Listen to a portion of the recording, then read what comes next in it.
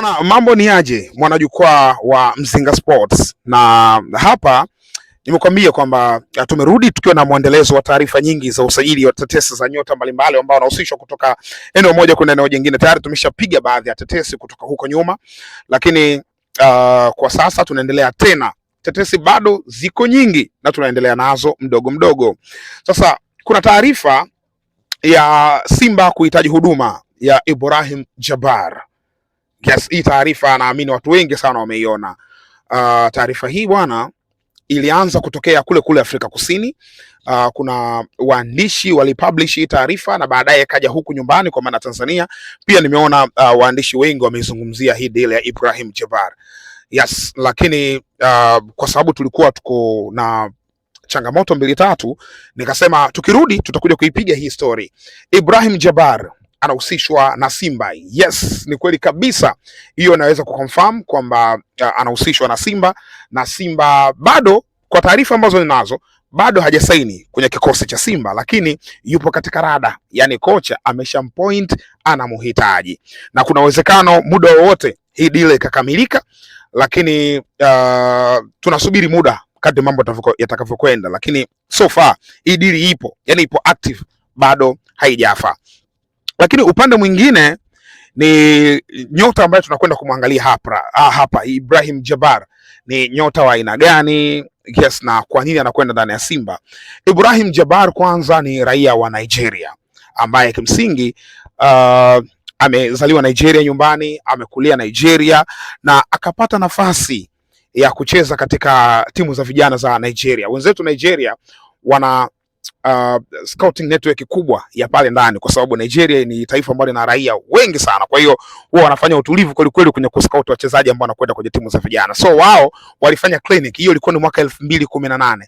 Walifanya clinic 17-18. Walifanya clinic ya kukusanya talents mbalimbali za pale Nigeria kwa ajili ya kutengeneza timu za taifa. Kwa hiyo Ibrahim Jabbar ni miongoni mwa nyota ambao walifanikiwa kutengeneza kikosi cha timu ya taifa ya Nigeria chini ya umri wa miaka 17. At that time head coach alikuwa ni Manu Garba. Manu Garba ni miongoni mwa makocha wakubwa sana kutoka Nigeria, ndo alikuwa head coach wa kikosi hicho. Baada ya pale ikawa national team ile wameorganize, imefanya camping, imefanya maandalizi kwa ajili ya kushiriki michuano ya Afrika chini ya umri wa miaka 17. Hiyo ilikuwa ni mwaka 2019.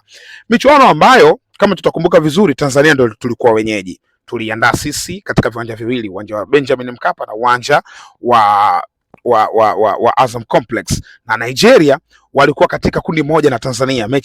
Kundi ambalo lilikuwa kule uwanja wa Mkapa ilikuwa Tanzania, Nigeria, Angola na Uganda.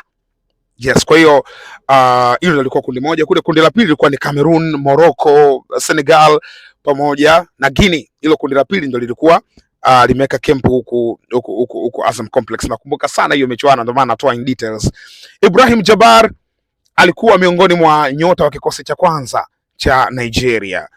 Ile Nigeria ya hao vijana ilikuwa na nyota wengi wakali, sio poa. Hawakufanikiwa kufika finali kwa sababu Cameroon na Guinea ndio walicheza finali nakumbuka, lakini Nigeria walikuwa na performance bora sana na walifanikiwa kwenda katika finali za World Cup. Kumbukumbu zinanionyesha kwenye kikosi cha Nigeria kulikuwa na talents nyingi sana, ikiwemo moja nyota ambaye alikuwa ananivutia sana, alikuwa ni Wisdom Obani. Yes, Olakunle, Akinkunmi Amo alikuwa anamuita Messi, Nigerian Messi. Lakini pia alikuwepo huyo Ibrahim Jabbar, naye alikuwa na performance bora sana kwenye timu za vijana.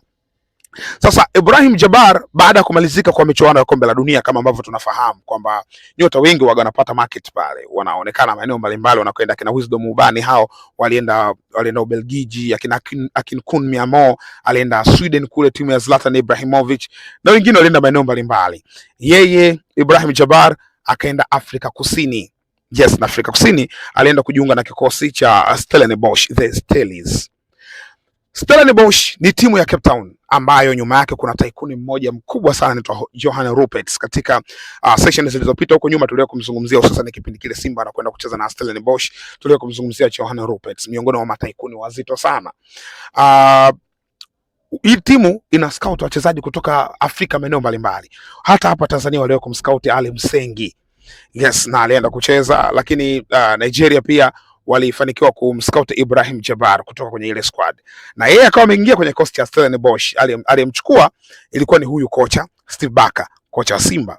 Baada ya kufika kwenye kikosi cha Nigeria, performance wise ilikuwa kwenye kikosi cha Stellenbosch, akaingia kwenye kikosi, akawa anacheza winga moja, anacheza yeye, winga moja anacheza Devin Titus. Yes, na mambo yalikuwa vizuri sana. Stellenbosch ilikuwa ni ya moto kweli kweli, wanafanikiwa kucheza back to back semifinals za CAF Confederation. Ilikuwa ni kitu kikubwa sana kwa sababu ya uwepo wa hawa wachezaji ambao wana talent kubwa kwenye kikosi chao, akiwemo Ibrahim Jabbar. So hiyo ni safari yake Ibrahim Jabbar, kwa maana anakotoka na mpaka alipokuwepo.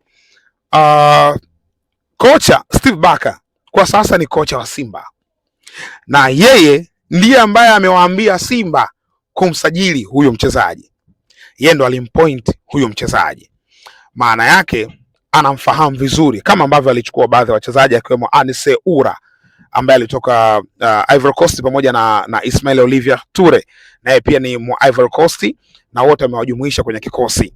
Maana yake ni watu ambao anawafahamu, amefanya nao kazi. Kwa hiyo na huyu ni miongoni mwa hilo eneo, kwa maana ni nyota ambaye anamfahamu, amefanya naye kazi ndani ya kikosi cha Stellies, ndo anamtaka ndani ya wekundu wa Msimbazi Simba. Kwa hiyo ni kocha mwenyewe ndo amemtaka. Lakini Ibrahim Jabbar, bila kumkosea heshima, ni bonge moja la kiungo. Ni kiungo mzuri ambaye ni versatile, anaweza kucheza nafasi 3 tofauti uwanjani. Ana uwezo kutokea pembeni akicheza kama winga, ana uwezo wa kucheza nambari 6, ambapo naamini ndio sehemu ambayo Simba imekwenda kumsajilia nambari 6. Nitakwambia kwa nini. Lakini pia ana uwezo wa kucheza nambari 8. Huyo ni Ibrahim Jabbar. Kwa nini namba 6? Ndani ya Stellenbosch muda mwingi alitumia kucheza katika hiyo position ya nambari 6. Simba kuna taarifa ambazo bado sijathibitisha kama ni rasmi, ya wanataka kuongeza kiungo mwingine wa ulinzi au kiungo wa ukabaji. Wanaye Yusuf Kagoma, wanaye Alassane Kante, wanaye Daudi Simfuko.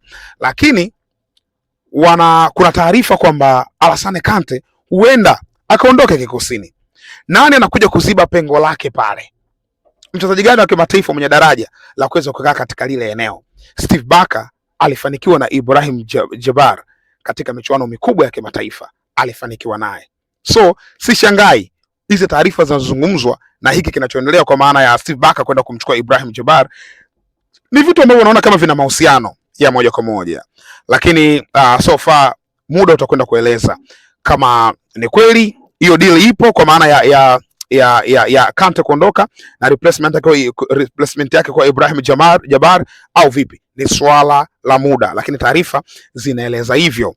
Ibrahim Jabbar ndani ya Simba, kama Kante anaondoka, naona anakwenda kucheza kwenye ile nafasi yake. Unajua Kante, Simba alikuwa anahitaji kiungo typical defensive midfielder. Kante anaonekana kuwa advanced na box to box, yani anaweza kucheza katika box zote mbili, box ya kwanza kiungo cha ulinzi na box ya pili kiungo cha ushambuliaji. Lakini Yusuf Kagoma ndio mchezaji ambaye typical namba 6 anakaa katika lile eneo. Ninachokielewa ni kwamba Steve Barker maybe anahitaji kuongeza mtu ambaye ana uwezo wa kucheza namba 6 pase, yani akakaa kituoni. Of course Ibrahim Jabbar anaweza kucheza nafasi nyingine pia, lakini ana uwezo wa kukaa kituoni. Kwa hiyo huo ni utashi wangu tu ninachojaribu kufikiria, lakini ni mchezaji mzuri Ibrahim Jabbar, na Simba kama atakuwa amefanikiwa kumnasa, basi atakuwa amenasa mchezaji mzuri ambaye faida ni kocha kumfahamu. Hilo ndo kubwa ambalo nataka kushare kwa wakati huu. Taarifa zipo nyingi. Kuna taarifa pia nitakuja kuiclarify, kuiweka vizuri zaidi. Nitaipiga huku na huku. Taarifa ya goalkeeper Benjamin Asare. Nimeona watu wanaulizia kuhusu Mahamadou Tanja Kasali anaweza kuongeza mkataba ama vipi. Ni taarifa ambayo nitakuja kuwawekea. Msijali, mimi nipo hapa kwa ajili yenu, na hizi taarifa zipo nyingi sana.